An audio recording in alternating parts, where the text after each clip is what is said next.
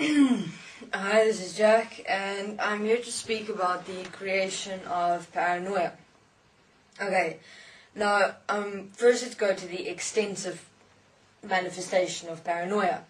Paranoia can only exist in your mind consciousness system. If you're a mind consciousness system, paranoia is able to exist. Though, in terms of who you are, not possible. Even the definition of sanity or insanity does not exist. Nothing exists of this world as who you really are. But let's carry on to paranoia. So paranoia exists. First, let me explain the mind consciousness system. The mind consciousness system is set in a specific programmed manifestation. It's compartmentalized, it's specific. Your emotions, your feelings, your thoughts, the manifestation of other systems within you, the crystallization, the entire system works perfectly within and infused in your human physical body. It's a beautiful, perfectly placed system, and it works specifically according to how it must from when you're a child and you develop as you grow older, and with this mind consciousness system within you. Paranoia is what occurs when the mind consciousness system split literally completely in half within your human physical body, and that's usually a form of trauma that has occurred or that occurs in a being's life experience sometime or another. It could even be the smallest thing that happens that triggers paranoia. You see, human beings' systems are very specifically designed, yet they are very, let's say, trigger motioned.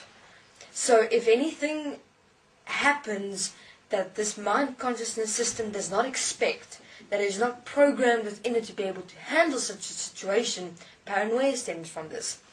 Usually schizophrenia as well, but I'm here speaking about paranoia. So the mind consciousness system within the human being, in the center of their being, split. As I've said, due to traumatic experience, that this mind consciousness system can't handle, that triggered it to split because it just didn't know what the fuck to do. So it splits because it doesn't have any other way how to handle or deal with a certain situation that it hasn't been programmed or specified to handle. And then the mind consciousness system goes haywire, literally. That's where paranoia comes from. When the mind consciousness system cannot discern between what is real and what is not real, and the being starts experiencing absolute, obscene, strange events, thoughts, fears, emotions, everything literally go haywire. Because the mind conscious system has gone haywire because it isn't set anymore according to its manifested frequency of how it's supposed to be. And that fucks up the human being to a complete extent. So, though whenever someone says to you, oh, you're paranoid, it's never really you that's paranoid, it's probably the being telling you that's paranoid, not you. But paranoid is basically, I'd say, the definition of when your mind consciousness system is split in half and can't deal with anything of this world because it hasn't been programmed to deal with or handle anything of this world. And I will say one thing to you. Human beings that are programmed, that are paranoid, and actual extensive paranoia has been programmed to experience that, to create fear within human beings of paranoia, of course.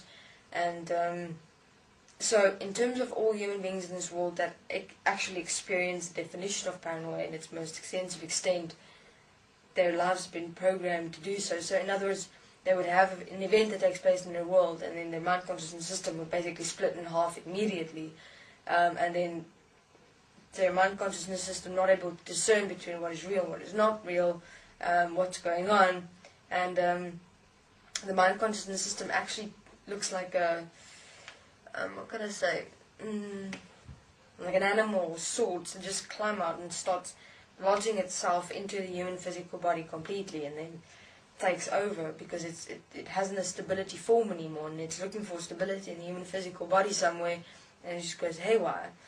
So, there's much I'm able to say in terms of how everything is pre-programmed in this world to have human beings either fear something or not become something or not realize something. Because it's interesting, if paranoid people, if the human beings understood paranoia and just didn't give those people drugs and shit like that, they might have actually transcended their mind consciousness systems, because the thing is fucked. And if they had someone to understand mind consciousness systems, which of course no one in the world does at the moment, but now, if they allow themselves to hear what I have to say, they're able to be assisted, because their mind consciousness system is just messed up. All that they need to do is stand up within it, and it will definitely go, because it's just looking for a place to hold on to. It doesn't have a place to hold on to, so it creates these obscene fears and anxieties and thoughts and alternate existences and things like that to just stay alive. And then what assists the mind consciousness system when the split occurs, to stay alive, if you want to call it that, is the drugs that people feed such people. Because I don't know if I've said this before, so because drugs, what I mean by drugs is the medication you get from pharmaceutical companies and doctors and things like that, is that drugs assist mind consciousness systems inside human beings.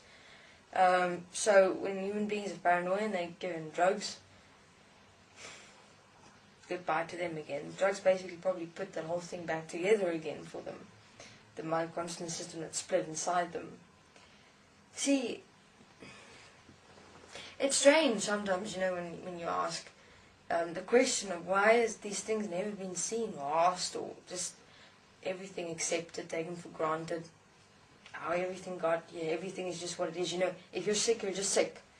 Or if your leg breaks, it's just your leg that breaks. Or if you're paranoid, you're just paranoid. It just happens, and you find reasons and excuses and causes and justification for why these things happen, because of only what you see. But I can tell you one thing, is that there exists a world beyond this one. And we'll probably do an interview on this as well. What is the difference between the real world and what is the real world? That's also the question. What is real? I mean, of course, many human beings ask that question in terms of what is real. But just a note, I would suggest not to take anything for granted that you experience in your world, because everything is specific. Okay, thank you very much. This is Jack.